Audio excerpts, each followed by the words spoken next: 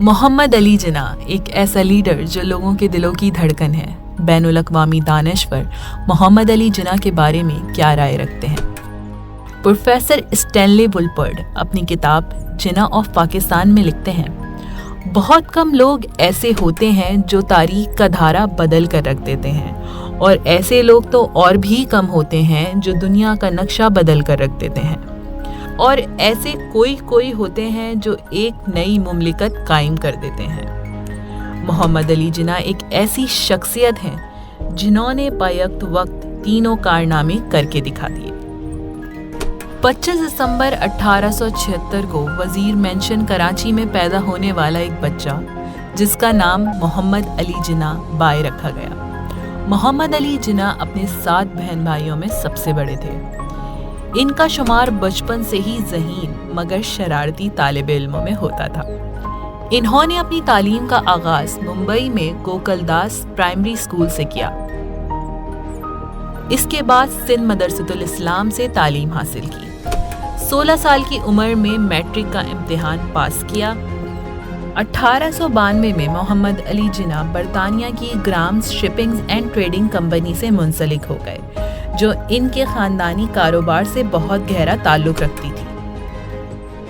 برطانیہ جانے سے پہلے آپ نے اپنی والدہ کی مرضی سے ایمی بائی سے شادی کر لی، مگر یہ شادی تادیر قائم نہ رہ سکی، اور ان کے برطانیہ جانے کے 6 ماہ بعد ایمی جناح کا انتقال ہو گیا۔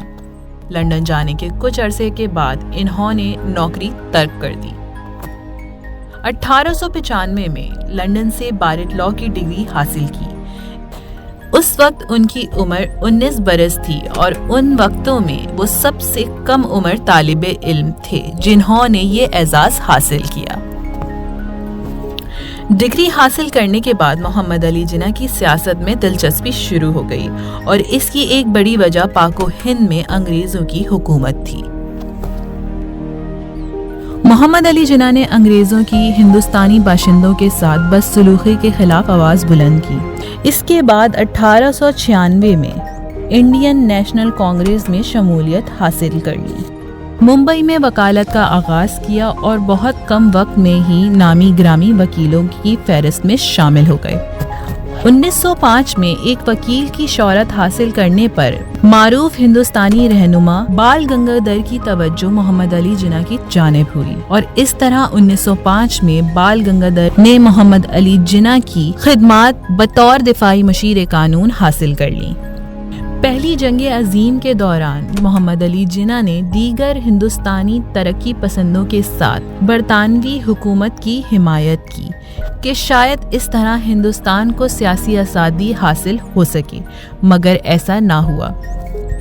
گاندھی کی ہندو پرست پالیسیز نے محمد علی جناح کو کانگریس چھوڑنے پر مجبور کر دیا۔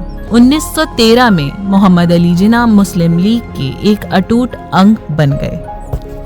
1916 میں محمد علی جناح کو مسلم لیگ کے لکھنؤ میں ہونے والے اجلاس میں صدر منتخب کر لیا گیا، اور یہی سال تھا جس میں کانگریس اور مسلم لیگ کے درمیان پرامن معاہدہ ہوا، جس کی وجہ محمد علی جناح ہی تھے۔ ہندوستان میں بہت جلد ہی مسلم لیگ ایک اہم سیاسی جماعت بن کر نمودار ہونا شروع ہو گئی، اور رفتہ رفتہ تمام مسلمانوں کی نمائندہ جماعت بھی ثابت ہونے لگی۔ سیاسی مصروفیات کی وجہ سے محمد علی جناح کی نجی زندگی شدید متاثر ہوئی۔ ایمی بائی کے بعد 1918 میں فارسی خاتون رتن بائی سے دوسری شادی، جو اسلام قبول کرنے کے بعد مریم جناح کے نام سے جانی گئی، جن سے ان کی ایک بیٹی ہے جس کا نام دینا رکھا گیا۔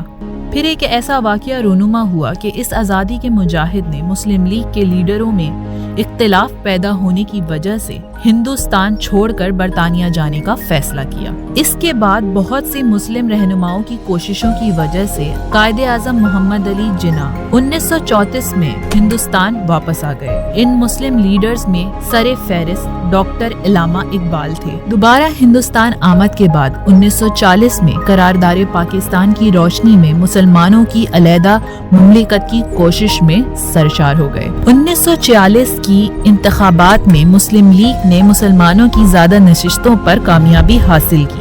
محمد علی جناح نے پاکستان کے قیام کے لیے براہ راست جدوجہد کا آغاز کر دیا، جس کے بعد ہندو بہت بڑی اکثریت میں مسلمانوں کے خلاف ہو گئے۔ جس کی وجہ سے مسلمانوں نے بہت نقصان اٹھایا۔ ہندوؤں اور مسلمانوں کی اس جنگ کے بعد مسلم لیگ اور کانگریس کے اتحاد نے بھی دم توڑ دیا اور یہ بات کھل کر ساری دنیا کے سامنے آ گئی کہ ہندو مسلمانوں کو اپنا غلام بنا کر رکھنا چاہتے ہیں۔ لیکن اپنے مضبوط ارادوں اور بے شمار مسلمانوں کی قربانیوں کے بعد آخر کار 14 اگست 1947 کو پاکستان دنیا کے نقشے پر سامنے آیا۔ اس ساری کامیابی کا صحرا محمد علی جناح کے سر پر تھا، جنہیں اب ہم سب قائد اعظم محمد علی جناح یا بابائے قوم کے نام سے جانتے ہیں۔ قائد اعظم محمد علی جناح 15 اگست 1947 میں پاکستان کے پہلے گورنر جنرل مقرر کیے گئے، مگر اس طویل جدوجہد نے قائد اعظم محمد علی جناح کو جسمانی طور پر نہایت کمزور کر دیا تھا۔ ڈاکٹرز نے انہیں آرام کرنے کا مشورہ دیا۔ آپ کچھ دن کے لیے زیارت چلے گئے اور وہاں کچھ دن قیام کرنے کے بعد آپ واپس کراچی آ گئے۔ قسمت کی ستم ظریفی دیکھیے،